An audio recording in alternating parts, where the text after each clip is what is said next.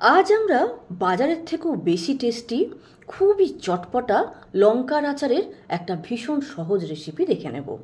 নমস্কার বন্ধুরা, চ্যানেলে আপনাদের সকলকে স্বাগত। চলুন খুব ঝটপট মুখে লেগে থাকবে এরকম স্বাদের একটা লঙ্কার আচারের সহজ রেসিপি দেখে নিই। তো তার জন্য প্রথমেই আমাদেরকে নিয়ে নিতে হবে লঙ্কা। তো লঙ্কার আচার বানানোর জন্য যে লঙ্কা আমরা নেব সেটা যেন অবশ্যই তাজা হয়। তাজা লঙ্কা বাজার থেকে এনে ভালো করে ধুয়ে আমরা শুকিয়ে নেব।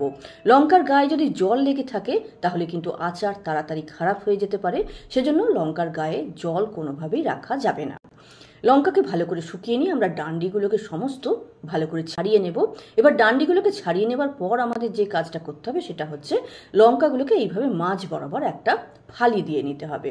যদি মাঝারি সাইজের লঙ্কা হয় তাহলে একটা ফালি দিলেই হবে, আর যদি খুব বেশি লম্বা সাইজের লঙ্কা হয় তাহলে মাঝখানেও একটা আড়াআড়ি ফালি আপনি করে নিতে পারেন। যদি চাকু আপনার কাছে না থাকে তাহলে ছোট কাঁচি দিয়েও এইভাবে লঙ্কাগুলোকে কেটে নেওয়া যেতে পারে। তো আমরা লঙ্কাগুলোকে মাঝামাঝি কেটে এইভাবে রেডি করে নেব। লঙ্কাগুলোকে রেডি করে নেওয়ার পরে আমরা একটা মশলা তৈরি করব। তো মশলার জন্য আমি এখানে 2 চামচ ভরে মৌরি নিয়েছি, 1.5 চামচ ভরে সর্ষে নিয়েছি, কালো সর্ষে, 2 চামচ জিরে নিয়েছি, আর 1/2 চামচ মেথি দানা নিয়েছি। মেথি দানা অবশ্যই কম নেবেন, মেথি দানা বেশি হলে কিন্তু তিততিতে ভাব এসে যাবে, মানে একটু তেতো তেতো হয়ে যাবে। তো যাই হোক, মশলাটাকে হালকা করে রোস্ট করে নিয়ে ঠান্ডা করে নেব।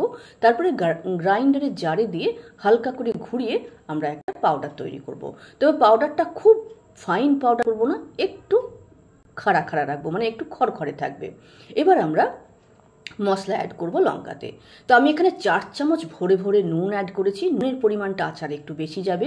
1 চামচ ভরে হলুদ দিয়েছি, 1 চামচের মতো কালো জিরে দিয়েছি, 1 চামচ ভরে কাশ্মীরি মির্চ পাউডার দিয়েছি, আর ভাজা মশলাটা পুরোটা দিয়ে দিয়েছি।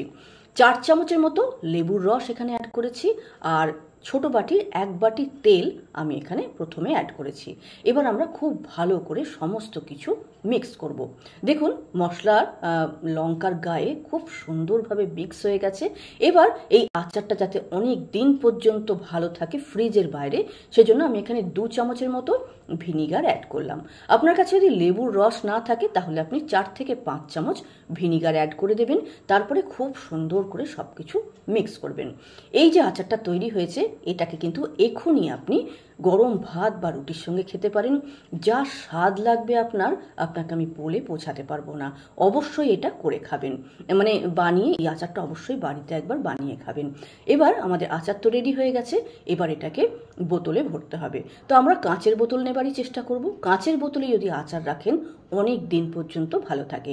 এটাকে রোদে রাখতে পারেন, 5-6 দিন রোদে দেবেন, তারপরে এটাকে এমনিতে রেখে খেতে পারেন। আপনি এর সঙ্গে একটু বেশি করে তেলও অ্যাড করতে পারেন, আবার আমি যেরকম তেল দিয়েছি একটুখানি সেরকমভাবেও দিতে পারেন।